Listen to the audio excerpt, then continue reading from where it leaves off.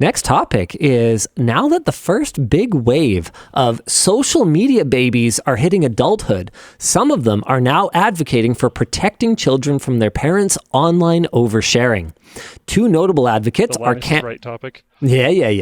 Are Cam Barrett and Chris McCarty, who have been testifying to lawmakers in multiple states, asking them to regulate family vlogging and ensure that children are protected and, to some degree, compensated for their labor.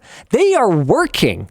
They are generating revenue. This is not the same as household chores. And I have had some stupid fucking conversations about this where it just about made my brain rot from the inside out. People basically going, yeah, until they're 18, they're my kids. And if I tell them to do something, they got to do. No, child labor is not something that you have the right to have your kids do. And if they are working on a commercial endeavor, they are child laborers, and there are very strict regulations around it, even in industries where children are allowed to work, like the entertainment industry.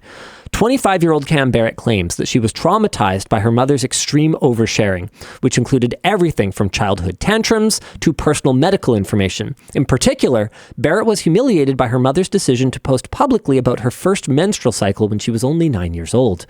These posts led to celebrity attention and perks like front row concert tickets, but also fed ammunition to bullies who used the information to ridicule her.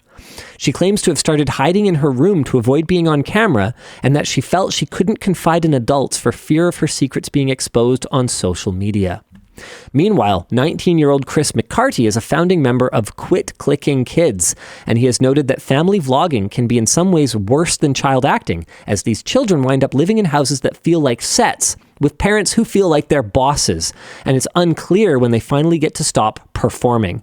McCarty likewise says these parents are often failing to empathize with their children and not considering how they would feel if they had the most intimate moments of their lives monetized.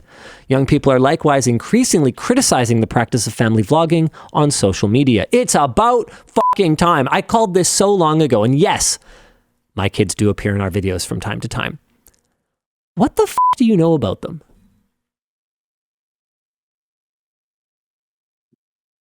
I know a few things. Sorry, there's a butterfly. Well, yeah, you do. You're a family friend. It's different.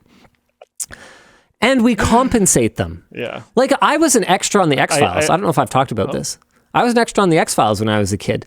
I find it. I've never actually seen the episode, but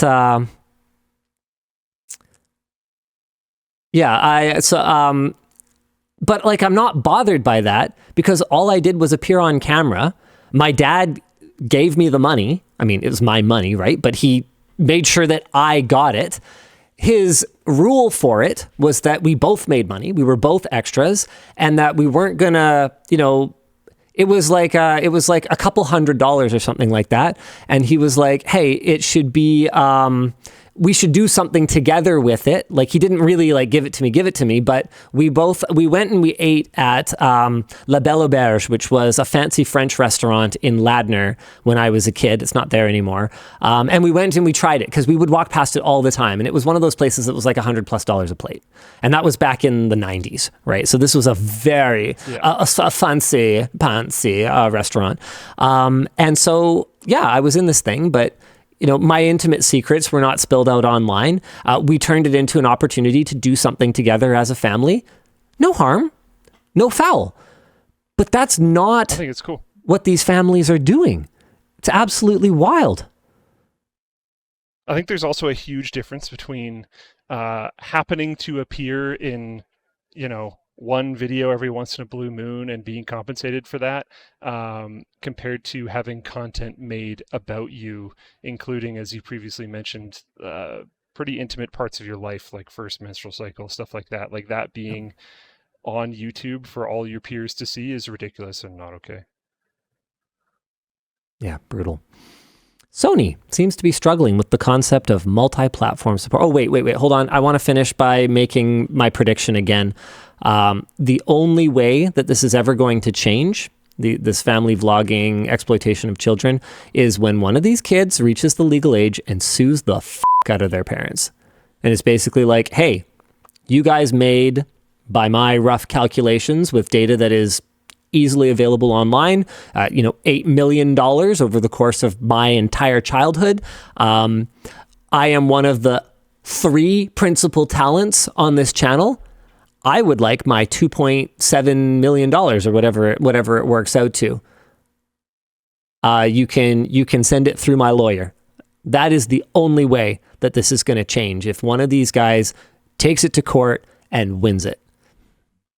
Otherwise, it's just going to be the same.